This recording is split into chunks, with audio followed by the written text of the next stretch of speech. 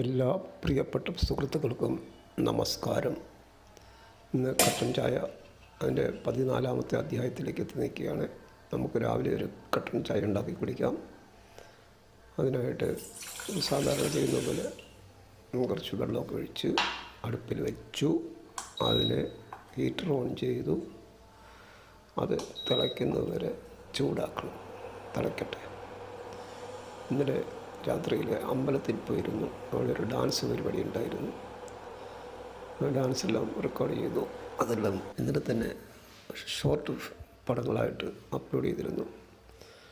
നിങ്ങളെല്ലാവരും അത് കണ്ടു കാണുമെന്ന് വിചാരിക്കുന്നു.